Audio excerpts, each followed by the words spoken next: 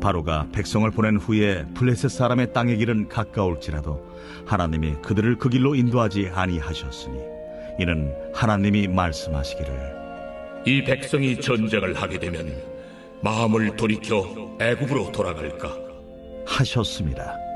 그러므로 하나님이 홍해의 광야길로 돌려 백성을 인도하시매 이스라엘 자손이 애굽 땅에서 대열을 지어 나올 때에 모세가 요셉의 유고를 가졌으니 이는 요셉이 이스라엘 자손으로 단단히 맹세하게 하여 이르기를 하나님이 반드시 너희를 찾아오시리니 너희는 내 유고를 여기서 가지고 나가라 하였음이더라. 그들이 숫곳을 떠나서 광야 끝 에담에 장막을 치니 여호와께서 그들 앞에서 가시며 낮에는 구름 기둥으로 그들의 길을 인도하시고 밤에는 불기둥을 그들에게 비추사 낮이나 밤이나 진행하게 하시니 낮에는 구름 기둥 밤에는 불기둥이 백성 앞에서 떠나지 아니하니라. 할렐루야. 우리 가운데 새날을 주신 주님의 이름을 찬양합니다. 그리고 놀라우신 주님 앞에 감사와 찬양과 영광의 큰 박수 올려드리겠습니다. 아름다우신 주님, 위대하신 주님의 이름을 찬양합니다. 할렐루야. 우리 한몸 이룬 포드처치 성도들을 향해서도 우리 따뜻한 사랑과 축복과 격려의 박수를 함께 나누겠습니다.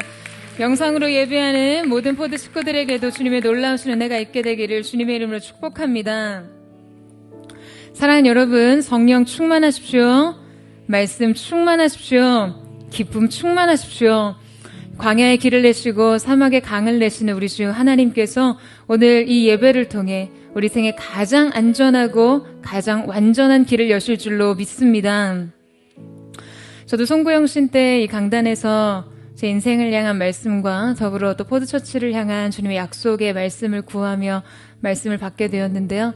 하나님이 2022년도 포드교회에 주신 약속의 말씀을 여러분과 잠시 나누고자 합니다. 데살로니가전서 2장 13절 말씀, 이러므로 우리가 하나님께 끊임없이 감사함은 너희가 우리에게 들은 바 하나님의 말씀을 받을 때에 사람의 말로 받지 아니하고 하나님의 말씀으로 받음이니 진실로 그러하도다. 이 말씀이 또한 너희 믿는 자 가운데서 역사하느니라. 할렐루야. 오늘 하나님께서 주신 약속처럼 사람의 말로 받지 않고 하나님의 말씀이 역사하는 능력으로 우리 포드교회와 여러분의 전 생애 가운데 있게 되기를 주님의 이름으로 축복합니다. 이 아름다운 약속을 주신 하나님 앞에 다시 한번 우리 감사의 박수 올려드리겠습니다. 할렐루야. 여러분, 하나님 행하실 일들 기대가 되십니까? 여러분, 우리가 알기로 이 독수리는요, 하늘의 제왕으로 어떤 상황과 최악의 조건 가운데서도 비상을 잘 하는 그런 새로 알려져 있습니다. 그러나 이 조류학자들에 의하면 이것은 오해라고 말하는데요. 독수리는 그 날개를 쫙 펼치면요, 이 날개의 길이가 2m 이상이 됩니다. 그렇기 때문에 자신의 날개로 날아오르는 일은 거의 불가능에 가깝다는 것이죠. 성경에도 이 독수리의 비상에 대한 묘사가 나오는데요. 우리말 성경에는 독수리의 날개치며 올라가 같을 것임이라 라고 했지만 이 원문과 영어 성경에는 소링이라고 표현하고 있습니다. 여기서 이 소링이란 스스로의 노력이나 힘으로 날아오름이 아니라 활공을 의미합니다. 이 활공이란 패러글라이딩을 하는 것과 같은 이치인데요. 예전에 교육자들과 함께 리트릿 때 패러글라이딩을 하러 간 적이 있었어요. 그날의 비행은 여러분 단 한 가지 사실이 좌우합니다. 여러분 뭘까요? 바람이 어떻게 부느냐. 그래서 이 글라이딩을 하는 사람들은요, 어떤 엔진의 동력이나 스스로의 힘으로 날아오지 않죠. 오직 바람과 기류를 이용합니다. 바람의 힘으로 날아오르는 것이에요. 이때 사용하는 단어가 소링입니다. 여러분, 독수리는 본능적으로 이 비밀을 알고 있어요. 자신이 스스로의 힘으로 날아오를 수 없음을 압니다. 그래서 이 밑에서 불어오는 기류를 이용해서 급상승하게 되는 것이죠. 여러분, 이 독수리가 날아오를 때 모습을 자세하게 살펴보면요, 독수리는 날개를 퍼덕이지 않습니다. 날개를 좌우로 완전히 활짝 펴고 가만히 있는 모습을 우리가 쉽게 보게 되죠. 바람이 날개를 밀어 올려서 높이 날아오르게 하는 그 힘에 의존되어 있는 것이에요. 그런데 이와 반대로 참새는 100% 자력으로 움직입니다. 오직 자신의 날개짓으로 날아가요. 그래서 비가 오거나 폭풍우가 치거나 바람이 불면 참새는 높이 날지 못합니다. 꼼짝을 못해요. 그런데 독수리는 비바람이 불거나 태풍이 오면 훨씬 더 잘 날아오르죠. 더 높이, 더 빨리 비상할 수 있어요. 활공을 사용하기 때문입니다. 여러분, 새로운 한 해를 시작하면서 저마다 마음 안에 품은 새 결심, 결단과 같은 것들이 있을 거예요. 열심히 최선을 다해서 빽빽하게 채워진 시간표와 계획표에 따라 살 준비를 이미 다 마치셨는지 모르겠어요. 물론 그 의지와 태도 좋습니다. 그러나 여러분, 하나님 앞에서 우리의 고질적인 문제는요, 오직 스스로의 힘으로 무언가를 잘 하려는 것에 있습니다. 100% 자력으로 날아오르는 참새처럼 때로 처절하리만큼 열심히 노력하고 수고하지만 낮은 지대를 오가는 자기 한계를 벗어나지 못합니다. 거친 비바람과 폭풍우를 만나면요, 날개를 접을 수밖에 없어요. 여러분, 우리는 독수리와 같이 활공하는 존재들이 되어야만 합니다. 하나님께서 우리의 인생에 일으키시는 그분의 바람을 타고 우리를 맞서는 다른 저항을 이겨내고 날아 올라가야 하는 것이죠. 좋은 것으로 내 소원을 만족해 하사 너의 청춘으로 독수리같이 새롭게 하시는도다. 할렐루야. 여러분, 우리의 소원을 만족해 하시는 분도, 우리 청춘을 독수리같이 새롭게 비상하게 하시는 분도 하나님이십니다. 여러분, 이 사실을 믿으세요? 가나안을 따르는 이스라엘 백성의 여정 또한 이 자력에 의한 비행이 아닌 활공에 의한 비상이 되어야 했어요. 그들은 하나님의 시간표에 따라 하나님의 방법대로 가장 안전한 길, 가장 완전한 길로 약속의 땅에 이르러야 했습니다. 자, 오늘 본문 말씀을 통해서 광야에서 길을 만드시는 하나님의 인도하심이 어떻게 그 이스라엘 백성들 가운데 있었는지를 우리가 함께 살펴보기를 원하는데요. 하나님의 크신 능력과 구원의 은혜로 이스라엘 백성들은요, 큰 감격 속에서 애굽을 떠나 약속의 땅 가나안으로 향했습니다. 이스라엘이 애굽을 떠나서 가나안을 향해 갈 때 그들 앞에는 크게 두 가지의 길이 있었는데요. 자, 우리 17절 말씀을 같이 한번 읽어보도록 하겠습니다. 17절 말씀 시작. 바로가 백성을 보낸 후에 블레셋 사람의 땅의 길은 가까울지라도 하나님이 그들을 그 길로 인도하지 아니하셨으니 이는 하나님이 말씀하시기를 이 백성이 전쟁을 하게 되면 마음을 돌이켜 애굽으로 돌아갈까 하셨습니다. 자, 그들 앞에 놓인 길 중에 첫 번째는 라암셋에서 해변길을 따라서 가나안으로 올라가는 길이었어요. 당시 가장 주요한 무역로이자 또 블레셋 사람의 땅이었던 이 길은 이 가나안까지 가는 길의 최단 경로이자 가장 넓고 가장 평탄한 길이었습니다. 뭐 험한 선악지대도 없었고요. 모두 평지였고 바다로 가로막히거나 사막이 있는 것도 아니었습니다. 그러니까 이 경로는 지금 이 무역을 위한 대로였기 때문에 매우 빠르고 평탄하고, 그러니까 뭐 길을 잃을 염려도 고생할 필요도 없었어요. 가장 쉽고 가까운 길이어서 불과 한 일주일이면 가나안에 들어갈 수 있었습니다. 두 번째는 수에즈만을 통과해서 시내반도 이 중앙부를 가로질러 요단강을 건너는 광야길이었어요. 이 길은 사막을 우회하는 길로 매우 험하고 또 멀고 위험한 길이었습니다. 끝없이 펼쳐지는 이 모래사막을 건널 때 타는 목마름에 시달려야 했고요. 광야의 불뱀과 전갈의 위험이 도사리고 있는 그런 길이었어요.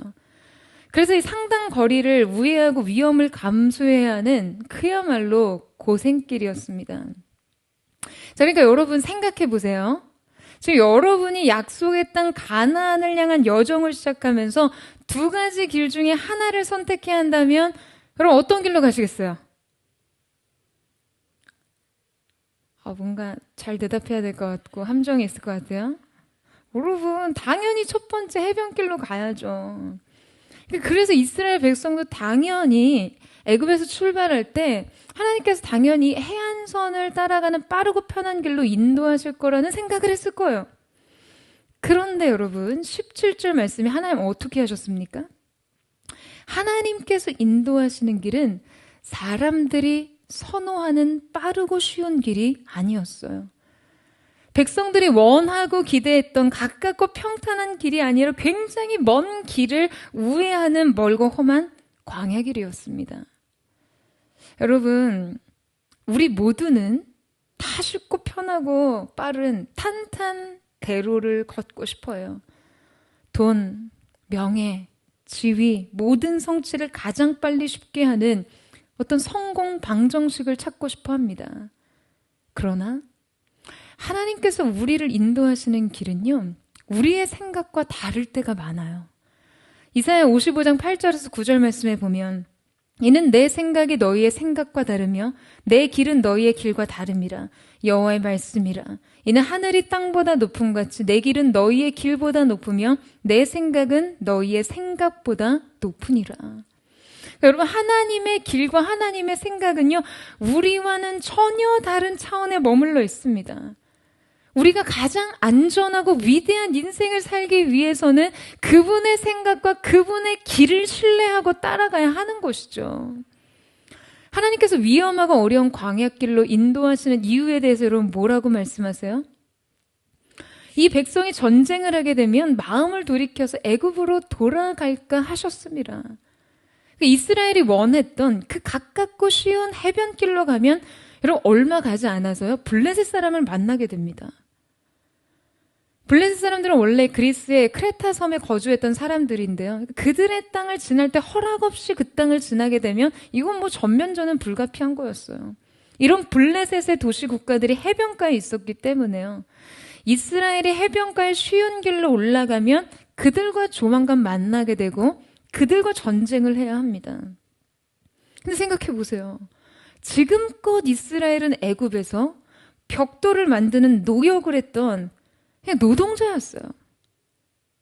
그들은 단 한 번도 전쟁을 경험해 본 일이 없습니다. 더욱이 당시 이스라엘은 이제 갓 출애굽을 한 어떤 해방과 탈출 사실에만 들떠 있었을 뿐 아직 선민으로서의 정체성과 하나님의 구원 역사의 섭리 전반에 대한 이해와 확신이 없었어요. 그들은 전쟁을 치를 군사력도 정신적인 영적인 무장도 되어 있지 못한 상태였던 것이죠. 그러니까 블레셋의 군대가 그들의 앞을 가로막고 전쟁을 일으키게 되면요, 그들은 혼비백산, 여러분 어디로 도망가겠습니까? 애굽으로 도망가게 되어 있어요. 그러면 다시 바로의 노예가 되는 것이고 그들의 구원은 헛되게 되는 것입니다.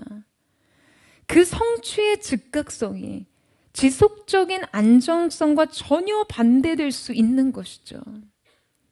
자, 그렇기 때문에 하나님의 인도하심을 따라갈 때 우리가 기억해야 할 첫 번째는 그 길이 가장 안전하고 완전한 길임을 믿고 가라는 것이에요. 아멘이세요? 자, 그랬기 때문에 하나님께서는 쉽고 편한 길을 두고 멀고 험한 길로 그들을 인도하셨던 것이죠. 궁극적으로 그것이 이스라엘 백성에게 가장 안전한 길이었기 때문이었어요. 여러분, 하나님께서 인도하시는 길에는요, 언제나 우리가 다 알지 못하는 기이한 섭리하심과 뜻하심이 있습니다. 우리의 어떤 근본적인 체질과 알 수 없는 미래적 선택과 인생의 모든 우연을 다 고려하신 길이에요. 그렇기 때문에 하나님의 인도하심이 우리 인생의 최선의 길임을 믿음으로 받아들여야만 하는 것입니다. 그 믿음이 여러분에게 있게 되기를 주님의 이름으로 축복합니다. 여러분, 하나님께서 이스라엘 백성들에게 쉽고 빠른 길이 아닌 험한 광야로 인도하신 또 다른 이유가 무엇이었을까요? 그 안에는요, 자기 백성을 훈련시키고자 하시는 하나님의 뜻이 포함되어 있었습니다. 그리고 그 광야를 지나 홍해 앞에서 그들은 제3의 숨겨진 길을 만나게 되었고, 그들을 추격하는 바로의 전차를 이후로 다시는 볼 수 있는 완전한 자유를 얻게 됩니다. 하나님께서 홍해 바다에 바로의 전차를 다 수장시키셨어요. 그러니까 여러분, 그 광야를 지나야만 보게 되는 영광이 있다는 거예요. 여러분, 사람들은 왜 쉬운 길을 택하려고 하는 걸까요? 사람들은 인생에 있어서 훈련을 최소화하려는 경향이 있습니다. 일단 훈련을 피하려고 해요. 여러분, 이건요, 그냥 뼛속부터 잘못된 생각이에요. 훈련되지 않고 빨리 무대에 서서 하루라도 더 빨리 스포트라이트를 받고 싶어하는 생각, 이건 세상에서 가장 위험한 생각입니다. 여러분, 손흥민 씨 잘 아시죠? 축구선수. 그의 아버지 손흥정 씨의 훈련법에 대해서 혹시 들어보신 적 있으세요? 책을 쓰시기도 하셨죠. 이 손흥정 씨는요, 7년간 오로지 아들 손흥민 선수에게 기본기만 가르쳤다고 합니다. 이분의 철학이요, 대나무 뿌리도 땅속에서 5년 동안이나 숨어 있다는 거예요. 그러니까 사람이 어떠한 것에 있어서 기량을 발휘하기 위해서는, 이 확실한 기량을 발휘하기 위해서는요, 기본을 갈고 닦을 시간이 반드시 선행되어야 한다는 거예요. 그래서 가시적인 어떤 성과를 내기 위해 서두르지 말고요, 그 보이지 않는 뿌리를 땅속 깊이 내리는 무명의 세월이 반드시 필요하다고 생각했어요. 그래서 이 손흥민 선수가 25살이 됐을 때 최고의 기량을 발휘할 수 있도록 차근차근 단계적인 훈련을 했다고 합니다. 그 손흥민이 중학교에 들어갔을 때부터 양발 훈련을 시작했는데요. 이때 양발 훈련을 하기 위해서 양말을 신을 때도, 바지를 입을 때도, 슈팅 훈련을 할 때도 철저하게 왼발부터 시작했대요. 왼발을 강화하기 위해서요. 이 기간 동안 하루도 빠짐없이 축구공 80개를 담은 이 대형 냉장고 박스를 운동장에 끌고 나가서요, 하루에 3-4시간씩 개인기 연습을 반복했다고 합니다. 여러분, 그래서 오늘의 손흥민이 있는 거예요. 철저한 훈련이 오늘의 영광과 과업을 만들어내는 것이죠. 요행을 바라면 영광은 지속될 수가 없습니다. 여러분, 훈련의 시간 없이 영광의 왕좌에 올랐던 사울왕을 한번 생각해 보세요. 그는 기름 부으심과 동시에 왕이 되었어요. 그래서 작은 승리에 도취되어 금방 자만에 빠졌습니다. 자만은 금세 자기 보좌와 자기의 영광을 추구하는 방향으로 그의 동기를 변질시켰어요. 여러분, 이게 얼마나 두려운 일입니까? 하나님의 손에 의해 갈고 닦여진 그 훈련의 시간이 없었기 때문에, 그 기다림의 시간이 없었기 때문에 그는 금세 보좌에 앉았지만 그 영광을 지속할 영혼의 힘이 없었던 것이죠. 하지만 다윗은 어땠나요? 여러분, 다윗은요, 기름 부음과 동시에 광야 학교에 입학합니다. 여러분, 이 훈련은 단순한 고난과 시련이 아니었어요. 이 광야의 시간은 정년의 시간입니다.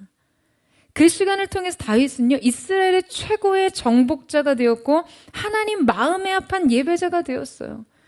그가 그렇게 위대한 사명자가 될 수 있었던 것은요, 광야의 거친 들판에서 싸워봤고 그곳에서 처절한 고독 속에 그 주님을 예배해 보았기 때문입니다.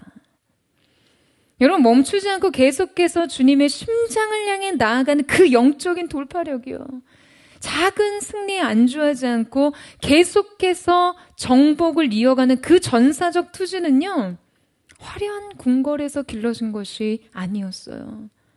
거친 광야에서 길러졌습니다. 동서남북 어디를 둘러봐도 하늘밖에는 도움이 없었던 그 장소에서 길러진 곳이에요.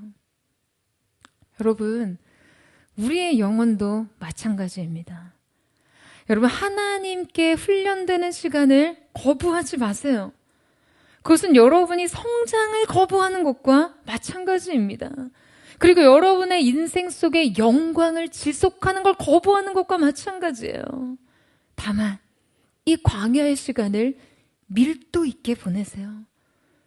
집중된 고도의 성장, 그래서 우리의 인생이 주님께 하루도 낭비 없이 쓰임받게 되는 그 은혜를 구하세요.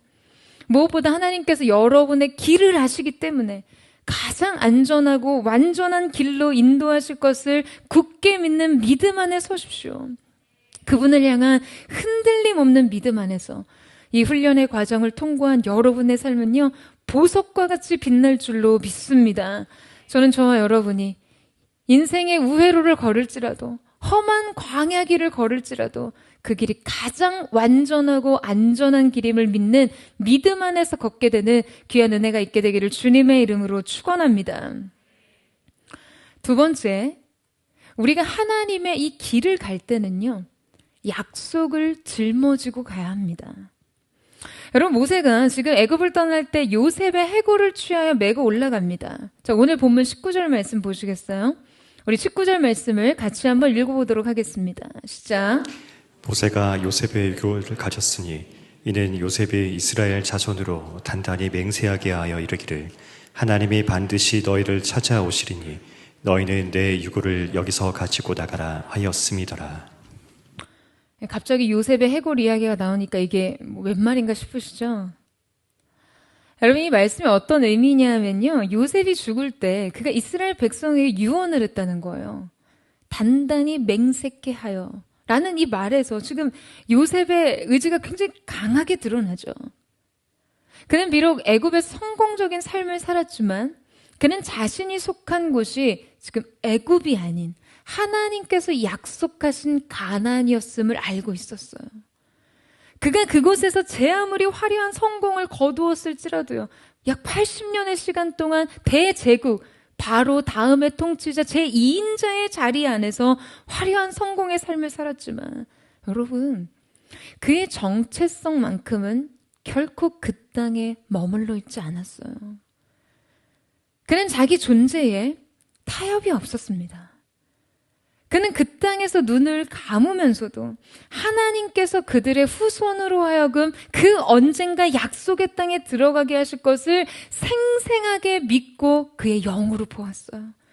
반드시 너희를 인도하여 그 땅에 들어가게 하실 거라는 거예요. 그래서 그 후손들에게 맹세를 하게 한 거죠. 바로 그때, 그 성취의 때 자신의 유고를 모두 가지고 가나안에 가지고 가라는 거예요. 살아서는 약속의 땅 가나안에 들어갈 수 없지만 죽어서라도, 뼈를 묻어서라도 반드시 그곳에 들어가고야 말겠다는 그의 강한 의지를 표명한 것이죠. 가나안을 향한 믿음, 약속을 향한 믿음. 여러분, 요셉은 무덤에서도 하나님의 약속의 성취에 대한 믿음을 외쳤어요. 후손들이 그의 무덤을 보았을 때 우리가 거주할 곳은 이곳이 아님을 그들은 끊임없이 다시 발견했을 것입니다. 여러분, 이것이 얼마나 멋진 믿음인가요? 이것이 얼마나 아름다운 믿음의 유산인가요? 모세는 그의 이러한 뜻을 받들어서 그 믿음의 증거물인 그의 유고를 모두 짊어지고 나옵니다. 사랑하는 여러분, 우리가 광야 길에서 메고 가야 하는 것이 무엇인지를 오늘 말씀에서 잘 보여주고 있어요. 지금 그들의 어깨에 맨 것은 오래 고대해온 약속의 증거물이었어요. 하나님의 뜻의 영속성, 반드시 그 약속을 이루시는 하나님에 대한 철저한 신앙 고백. 여러분, 그것은 그 어떤 기적의 증거물보다도 훨씬 더 고귀한 것이었습니다. 그 요셉의 후예들은 요셉의 유고를 어깨에 메고 그 광야길을 걸을 때마다 그 민족을 들어 약속을 이루시고 인도하시는 하나님을 기억하게 되었을 거예요. 여러분, 사람들은 인생의 방향을 정할 때 성공의 증거들을 따라가고 싶어 합니다. 눈에 보이는 성과들, 확연히 느껴지는 삶의 변화들. 그래서 당장 눈앞에 이 증거를 펼쳐들면요, 사람들은 이 증거들을요, 이 손에 쥐고 싶어 해요. 그럼 보이지 않는 믿음의 약속은 금세 흐릿해집니다. 하지만 여러분, 기억하세요.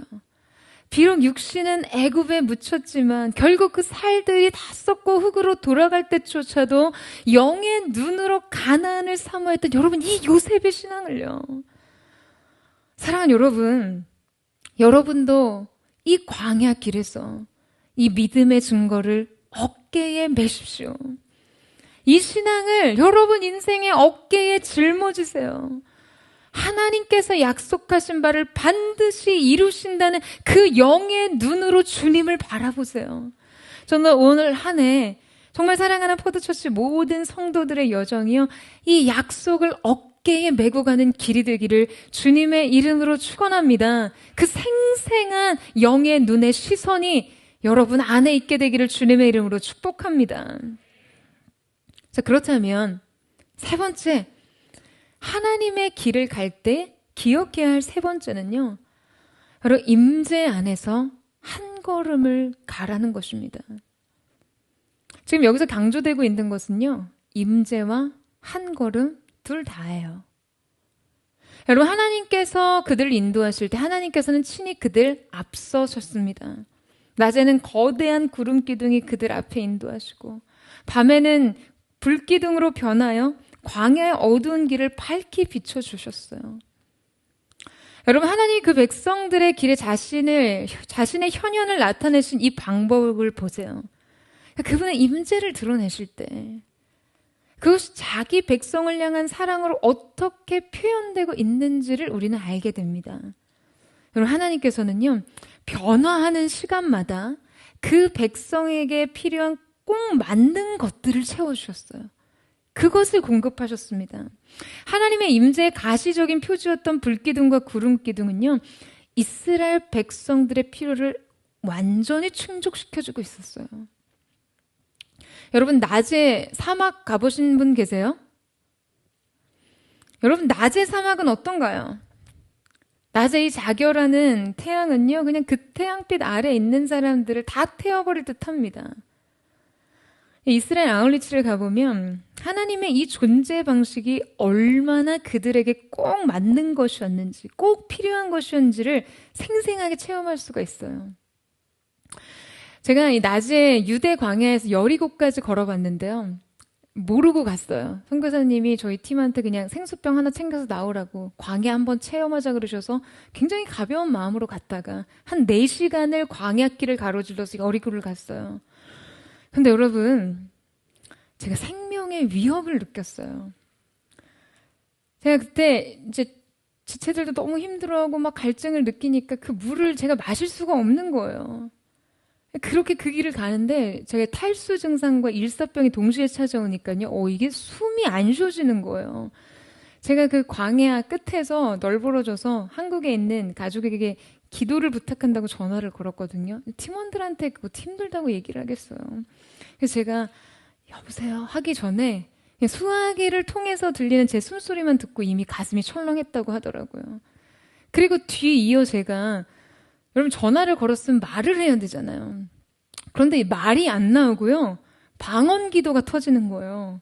뭐라고 이렇게 말을 하고 설명을 해야 되는데 기도밖에는 안 나와요. 그러니까 뭐 한국에 있는 가족들이 제가 여러 말을 안 해도 그냥 제 상태를 바로 알았죠. 여러분, 저희야 그냥 잠깐 동안 그 광야길을 한나절 지났을 뿐이잖아요. 근데 이스라엘 백성은 그 광야가 주거지였고 매일 그 길을 지치지 않고 행진했어야 했어요. 그러니까 이 태양열 아래 그 더위와 타는 갈증을 여러분 어떻게 해결할 수가 있겠어요? 게다가 팔레스타인 지역은 일교차가 굉장히 커서요, 밤이 되면 한기가 급습합니다. 정말 이 급습한다라는 말이 딱 어울려요. 태양빛이 딱 사라지자마자 한기가 덮치는데요, 이 하루의 변화무쌍한 온도차를 어떻게 감당할 수가 있겠어요? 게다가 여러분, 광야의 밤이 얼마나 칠흑 같은지 아세요? 선교사님들이 가끔 심야 기도로 광야에 나가서 기도를 하실 때가 있다고 들었어요. 그 어둠만으로 너무나 그냥 처절한 감정을 느낀다고 하시더라고요.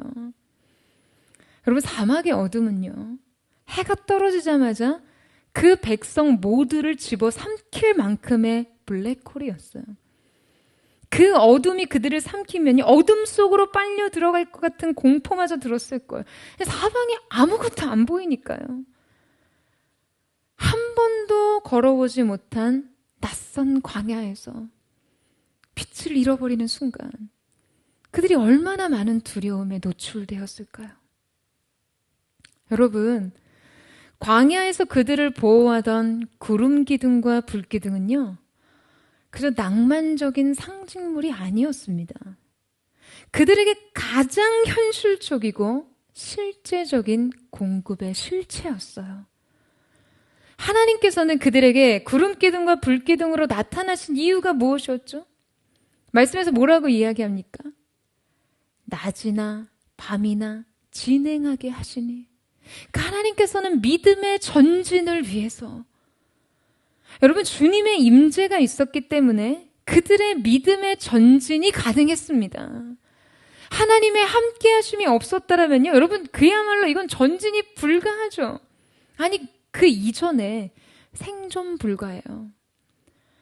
여러분, 그런데 저는 이 낮의 구름 기둥과 밤의 불 기둥을 생각하면요, 한 가지 의문이 생겨요. 바로 어떻게 이렇게 가시적인 하나님의 임재가 하늘 위에 펼쳐져 있음에도 불구하고 그들의 믿음에 큰 진보가 없었을까 하는 것입니다. 여러분, 광야에서 그들은요, 전능하신 하나님의 현현을 가시적으로 체험했어요. 이들만큼 기적을 체험한 백성이 또 어디 있겠어요? 하늘에서 메추라기 떼가 떨어지고 만나가 떨어지고 반석에서 물이 터졌습니다. 그런데 그들은 그 임재 안에서도 뚜렷한 믿음의 성장을 하지 못하고요, 밤낮 원망하고 불평했어요. 여러분, 이것이 바로 우리가 항상 경계해야 할 익숙함의 오류입니다. 그들 앞에 하나님의 보호와 사랑은요, 그냥 눈만 뜨면 있었어요. 하늘을 우러러 보기만 해도 존재했습니다. 놀라운 은혜였어요. 그런데 더 놀라운 것은 그 은혜에 누구도 놀라지 않는다는 거예요. 여러분, 앙드레 지드는 삶이라는 이 눈부신 기적에 그대는 충분히 감탄하지 않는다라는 말을 했습니다. 여러분, 우리는 반복을 싫어해요. 반복되는 순간 매력을 잃어요. 익숙해지는 순간 그 고유의 빛을 알아보지 못합니다.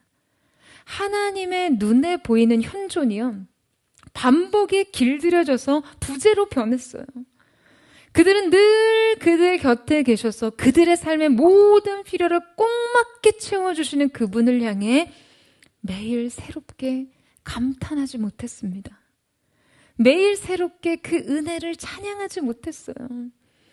여러분, 만약 그들이 이 매일의 은혜에 충분히 감사하고 그 사랑을 충분히 누렸다면요, 여러분, 그들의 광야 생활은 꽃길과 같았을 거예요. 여러분, 하나님께서 함께 하시는데 이 날들이 얼마나 충만한 날들인가요? 아멘이세요?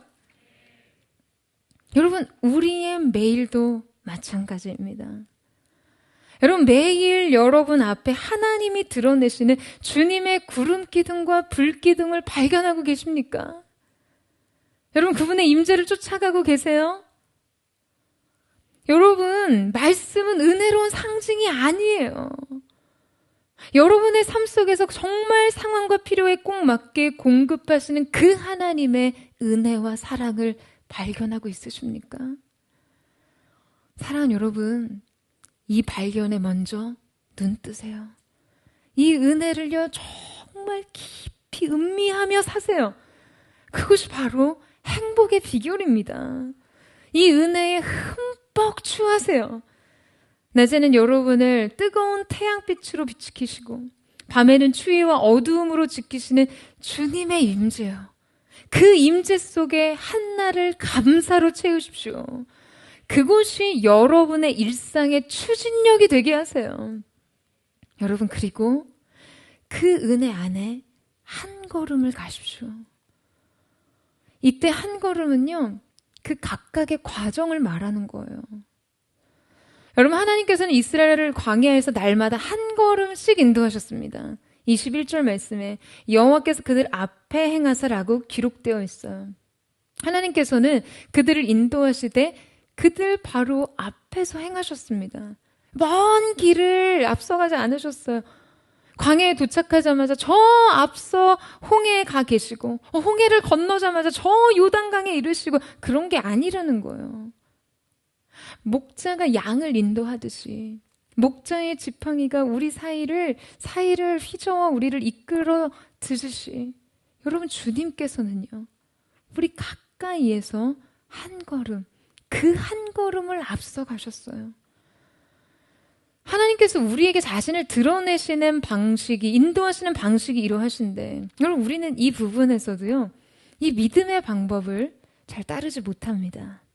우리의 믿음의 오류가 또 여기에 있어요. 바로 우리는 큰 걸음을 떼고 싶어 한다는 거예요. 하나님으로부터요. 먼 미래를 가르쳐 달라고 해요. 인생의 완성된 목적지를 알고 싶어 합니다. 어떤 일이 일어날지, 인생의 어떤 약속, 어음 같은 거를 받아두고 싶어 해요. 그래서 우리가 먼 길을 알 수 없을 때 우린 너무나 두려운 나머지 앞서 그 한 걸음을 떼지 못해요. 하나님의 인도하심이 뚜렷하게 드러나지 않는다면서 불평하고 원망합니다. 아니에요, 여러분. 하나님은 오늘 우리 바로 앞서 인도하고 계세요. 아멘이세요? 여러분은 그저 오늘 그 한 걸음만 떼시면 되는 거예요. 여러분 시각장애인을 인도할 때 어떻게 인도합니까? 여러분이 시각장애인 한 분을 모시고 이 흰물결 아트센터에 오신다고 생각해 보세요. 자, 100m 앞에서 반포대교 진입하실 거고요. 저 1km 전방에 고가도로 아래서 통과하셔 3000m 전방 건널목 건너시고 유턴하셔서요. 이렇게 여러분 안내하시겠어요? 개념이 없는 거죠, 그러면. 여러분, 그러면 그 시각장애는 한 걸음도 뗄 수 없습니다. 발 아래 돌뿌리부터 치워주셔야죠.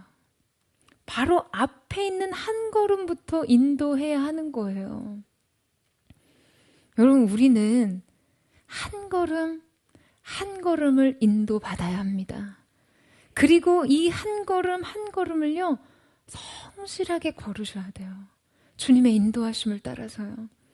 그런데 보통 믿음의 오류에 잘 빠지는 사람들의 특징이 뭐냐 하면요, 결과를 확정한 채로 시작하고 싶어 한다는 거예요. 최근에 이 세스 고딘의 더 프랙티스라는 책을 샀는데 이 책의 첫 장의 프롤로그에 쓰인 글이 뭐였냐면요. 의욕을 잃었을 때 우리를 구해주는 것은 과정이다 입니다. 그는 창의적인 무언가를 만들고 세상에 보여주기까지 그 과정의 시행착오를 견딜 수 있는 유일한 방법은 그저 꾸준한 실행뿐이라고 이야기를 해요. 근데 우리는 뭔가 반짝이는 것들이 우리를 이끌어 간다고 생각해요. 그냥 인생의 섬광처럼 찾아오는 그런 대단하고 어마어마하고 위대한 것들. 인생의 창의적인 어떤 것들도 다 이렇게 주어진다고 생각해요.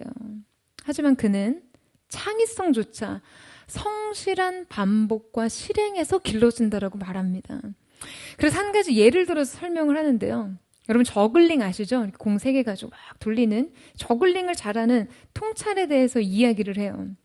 자, 이 저글링을 잘하려고 한다면 공을 딱 잡는 게 중요한 게 아니라는 거예요. 근데 많은 사람들이 이 떨어지는 공을 잡기 위해서 다음 공을 던지는 자세가 흐트러진다는 거죠. 이 공을 잡기 위해서 다음 공을 던져야 되는 자세가 흐트러져요. 그렇기 때문에 모든 게 그냥 엉망이 된다고 말합니다.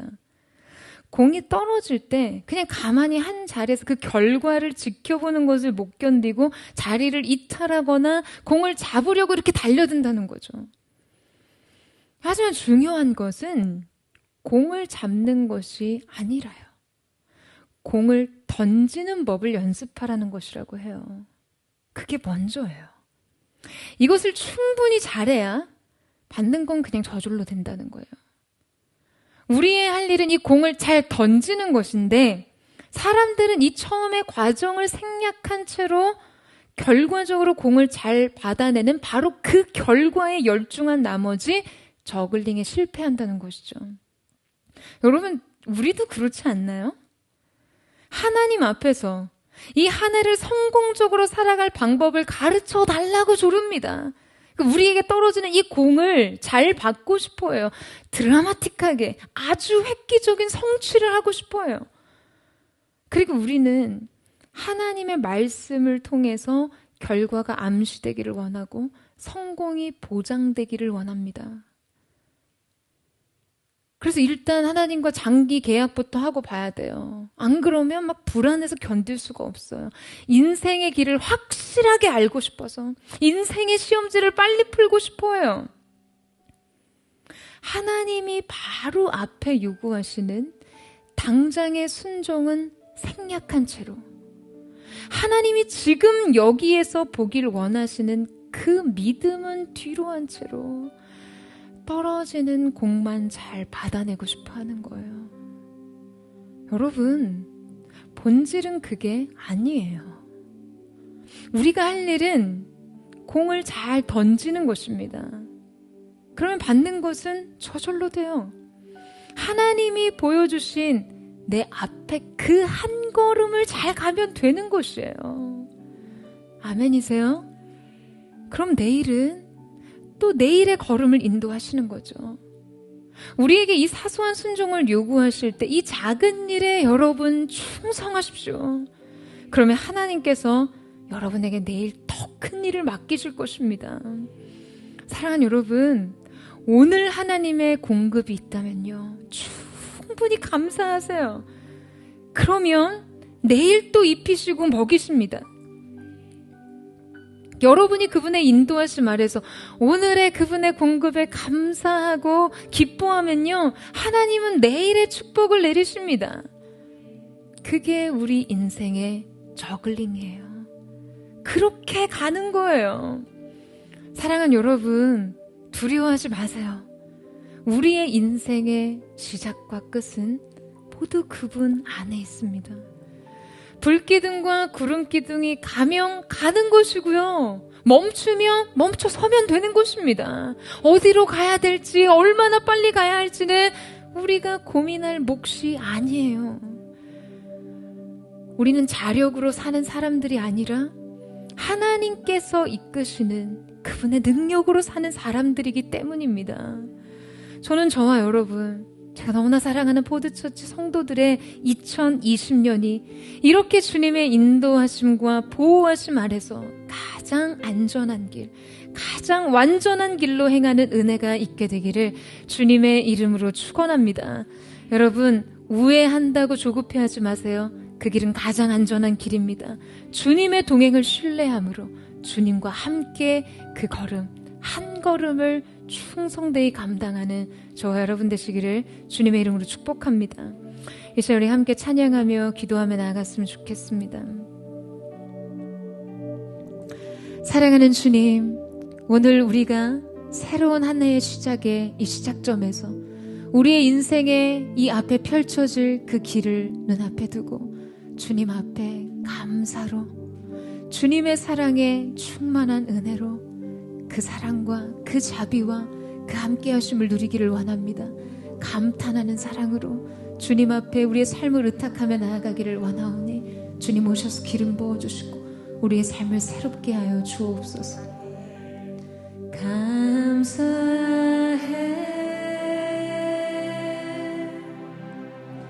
시험이 닥쳐올 때에 주께서 인도하시니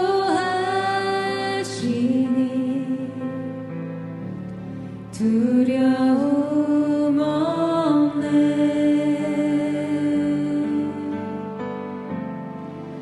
또 감사해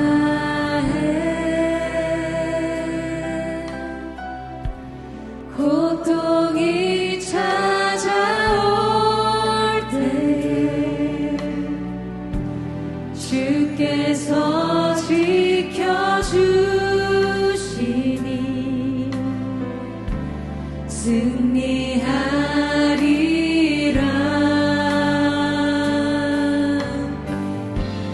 나의 모든 생활 속에서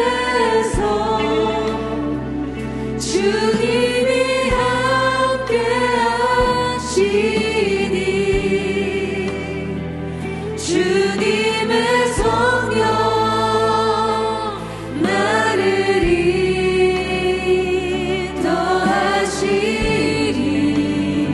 시험이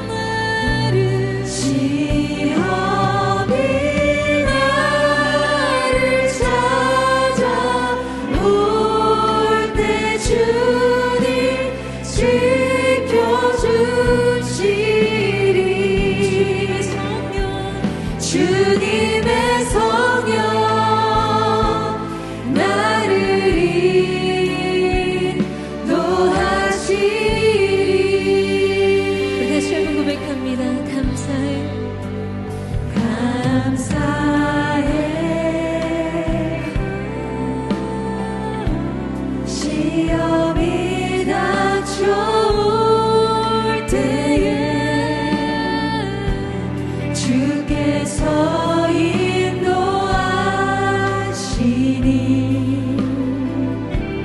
두려움 없네. 또 감사해 또 감사해 고통이 찾아올 때에 주께서 지켜주시니 승리하리라.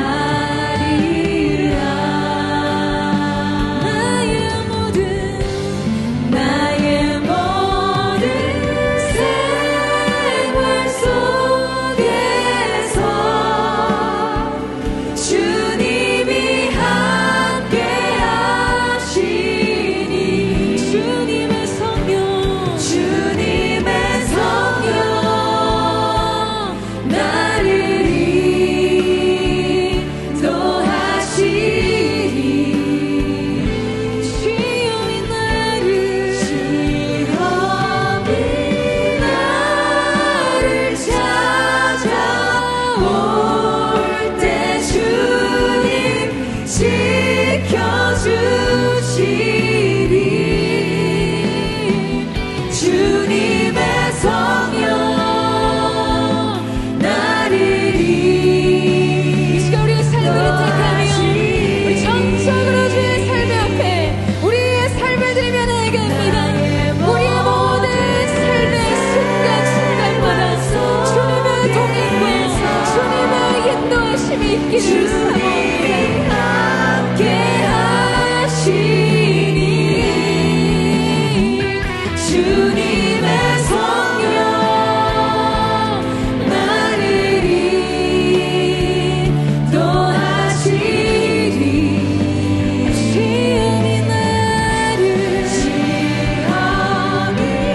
나를 찾아올 때 주님 지켜주시리. 주님의 성령 나를 인도하시리. 사랑하는 여러분, 우리의 인생에서 우리가 삶의 길을 갈 때 가장 중요한 것이 있다면 우리가 어떠한 길을 가느냐보다 더 중요한 것은 그 길을 누구와 함께 가느냐입니다. 오늘 주님께서 우리 가운데 약속하시는 것은 한 가지예요. 내가 너의 인생 가장 빠른 길, 가장 평탄한 길, 가장 쉬운 길로 인도해 주겠다. 하나님 이런 약속하지 않으시고요. 그 길이 어떠한 길이든 푸른 초장과 쉴만한 물가와 원수의 목전과 사망의 음침한 골짜기를 할지라도 그 어느 곳에나 주님의 동행을 약속하시는 거예요. 여러분, 이것만큼 우리의 인생을 확실하게 보장하는 안전이 또 있습니까? 이것만큼 우리의 인생을 두려움으로부터 건지는 평안이 또 있습니까? 사랑하는 여러분, 인생은요, 오늘이 푸른 초장 같아도, 오늘은 쉴만한 물가 같아도요, 내일 우리가 어떠한 길을 거닐지 몰라요. 그것이 원수의 목전이 될지, 사망의 음침한 골짜기가 될지 모릅니다. 시편의 기자 다윗의 아름다운 고백 속에서 그의 인생 속에 변화무쌍하게 변화하는 것들은 상황이지만 그의 인생 속에서 단 하나 변하지 않는 사실은 그와 함께 하시는 참 좋으신 주님, 선한 목자 되시는 주님, 우리를 기르시는 목자 되신 그 주님이 그와 함께 하신다는 것이에요.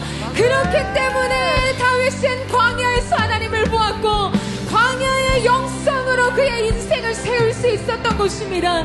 사랑하는 여러분, 주님을 바라보십시오. 예수님과 함께 하세요. 불기둥과 구름기둥의 인도하심과 주십시오. 우리 그 마음을 고백하며 주의 한번 부르짖고 우리 합심의 동성으로 기도하겠습니다. 주여, 사랑하는 주님, 우리가 잃어버린 곳은 무엇입니까? 가장 좋은 길을 찾아야 했는데 최적의 길을 갔어야만 했는데 그러지 못한 것은 우리의 실패와 우리의 불행이 원인이 아닌 그 가운데 주님의 동행을 잃어버린 것이 우리의 삶의 가장 큰 비극인 것을 주님의 고백합니다. 거룩한 주님 성령을 믿어주셔서 사랑하는 모든 천지 모든 성도를 위해서 주님의 일지 불가능과 거룩하신 기도의 인도하심이 나타나게 하여 주시옵소서. 내가 위로하는 주님, 내 하나님께 원하와 항상 함께하고 이 약속을 받는 자들이 되게 하여 주십시오. 내가 불가한 주를 지고 결코 그분이 너를 가리지 못하게 내가 불가한 주를 할지라도 그분이 너를 지혜요. 예 주님, 이것이 우리의 결론을 찔러 주시며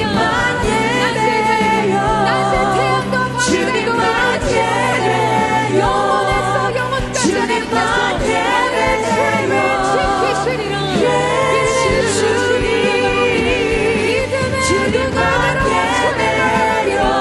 자력으로 주님 주님의 말씀에는요 성령의 은혜의 권함으로 활공하게 거룩한 은혜가 되게 하여 주시옵소서.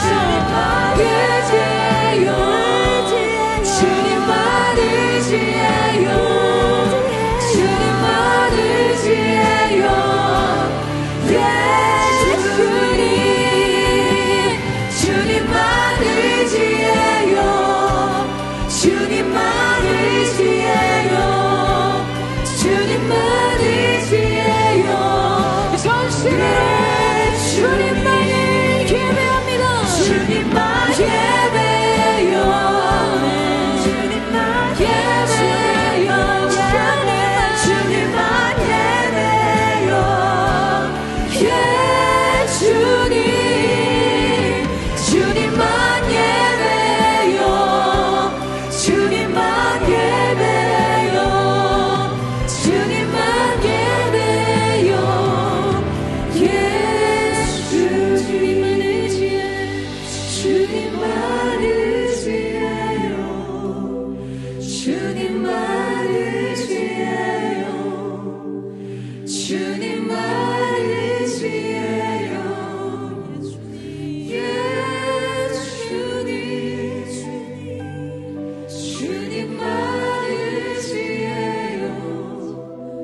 주님만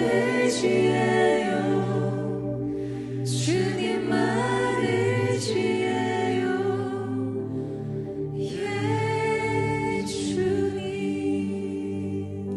내가 눈을 들어 산을 보리라.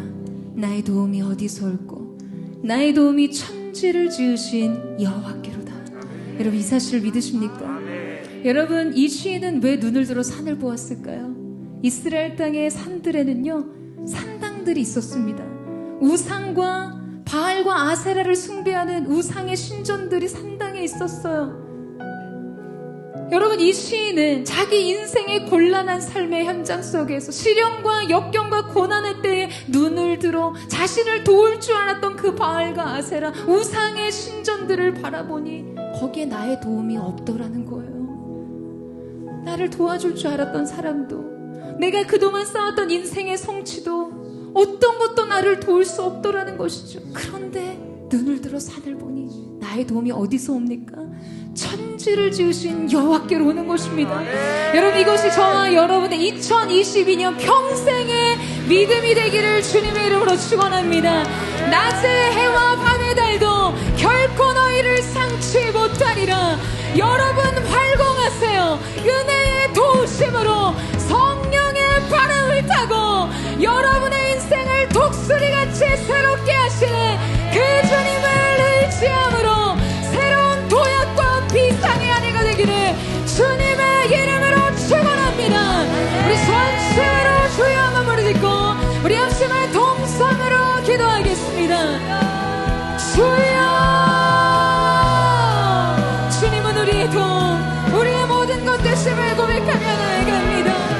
주님, 오늘 이 시간 우리를 도우시는 아버지, 우리의 삶을 인도하시고 이끄시는 그 거룩하신 주님과 함께 우리의 삶의 길을 갈 수 있도록 주의 역사하시고 함께하여 주시옵소서.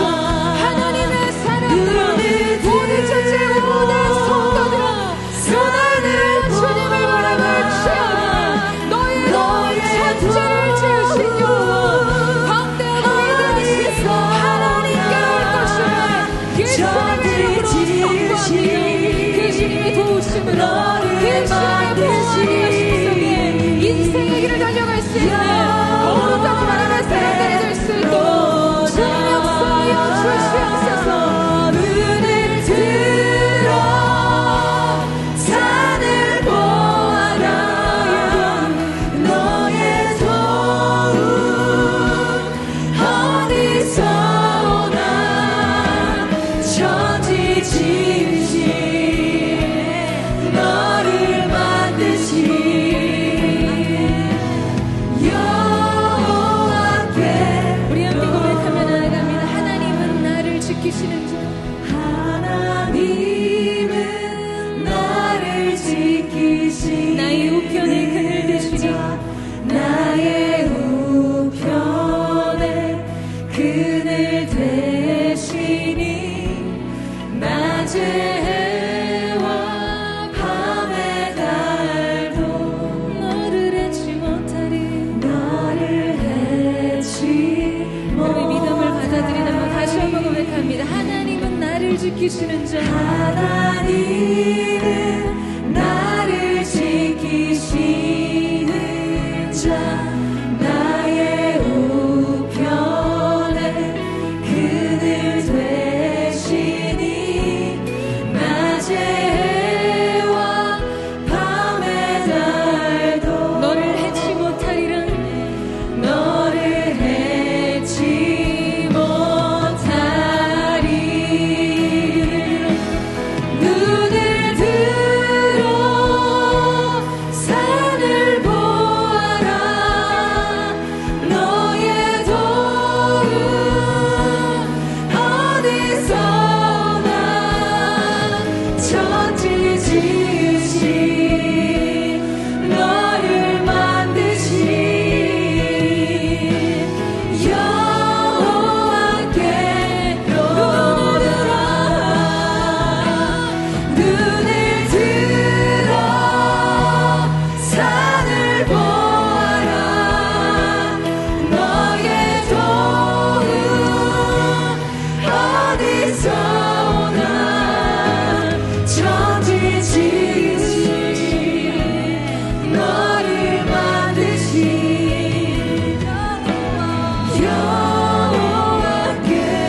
여호와께로다. 천지 지으신 너를 만드신 여호와. 우리 아멘하는 믿음으로 다시 한번 고백합니다. 천지 지으신 나를 만드신 천지 지으신 나를 만드신 여호와께로다.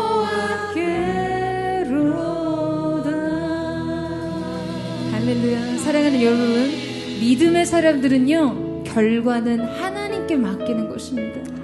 믿으세요? 하나님은 우리 인생의 주인 되시잖아요. 주님은 우리의 주권자가 되시기 때문에 우리의 삶의 모든 영역은 하나님의 통치와 하나님의 섭리의 영역인 줄로 믿습니다. 다만 여러분이 주목하고 마음을 다할 것은 그 과정이에요.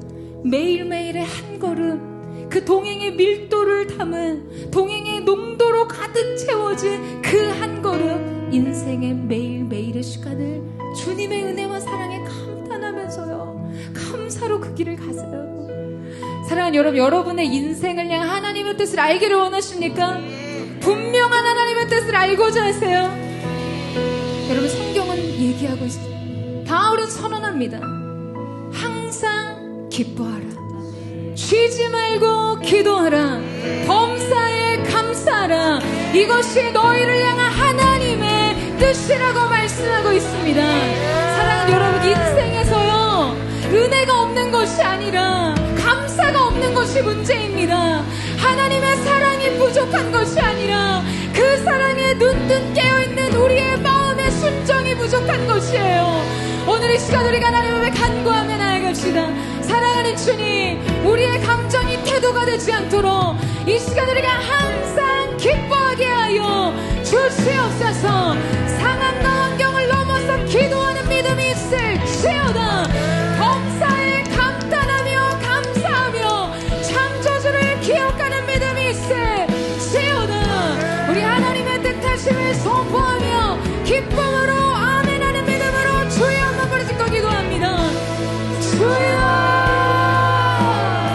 사랑하는 주님, 우리가 믿음으로 그 길을 갑니다. 주님이 행하실 일을 사모하며 우리가 이 길을 가기를 원하오니 항상 기뻐하며 쉬지 말고 기도하며 범사에 감사하며 매일의 삶의 순간순간 정의롭고 하나님의 감사함으로 이 길을 갈 수 있는 사람들 될 수 있도록 주의 역사하여 주시옵소서. 새 일을 행하여 주옵소서. 행하실 일을 찬양하며 나아갑니다. 주님 홀로 높이 받으소서. 예배합니다. 찬양합니다. 주님만 날 다스리소서. 예배합니다. 찬양합니다. 주님 홀로 높이 받으소서.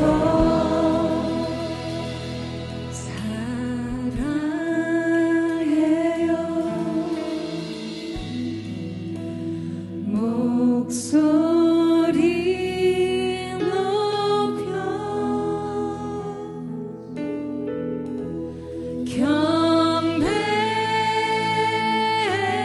경배해요. 내 영혼 기뻐. 오 나의 왕, 나의 목소리, 나의 목소리 주님 귀에 곱게 우리 말씀을 한번 더 고백하며 나아갑니다.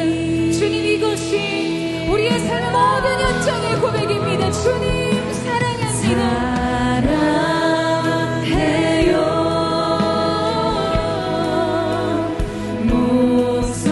목소리 높여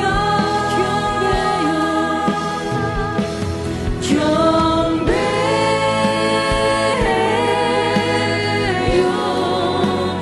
내 영혼 기뻐. 오 나의 왕, 나의 목소리 주님 귀에 곱게 주님 귀에 곱게 주님 귀에 곱게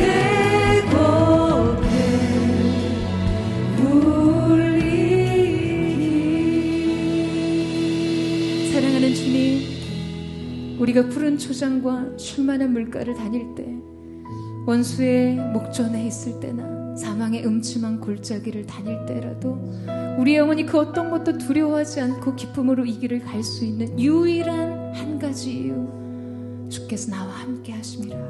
주의 지팡이와 막대기가 나를 안위하시나이다. 나의 평생의 그의 인자하심이 나를 따른 내가 정녕 여호와의 집에 영원히 거하리로다. 궁궐이나 빈들이나 아버지의 집이 되는 주님이 함께 하심으로 그 어떤 곳이나 아버지의 집이 되는 이 영광을 누리는 거룩한 하나님의 사람 포도처치 성도들 될 수 있도록 역사하여 주시옵소서. 거룩한 주님, 주님의 인도하심과 능력으로 비상하는 한 해가 되게 하여 주시옵소서. 좋은 것으로 내 영혼을 만족해 하사 너희 청춘으로 독수리같이 새롭게 하시는도다. 이것이 포도처치 22년 하나님의 사람들의 인생에 새로운 비상이 되게 하여 주시옵소서. 말씀의 바람, 은혜의 바람, 성령의 바람을 타고 일어나 활동하는 거룩한 하나님의 사람들이 될지어다. 그렇게 일하실 주님의 이름을 찬양하며 감사드리며 살아계신 예수님의 이름으로 기도드립니다. 할렐루야. 우리와 날마다 함께 하시는 주님, 우리 선한 목자 되시는 주님의 이름을 찬양합니다. 주님 앞에 감사와 찬양과 영광의 박수 올려드리겠습니다.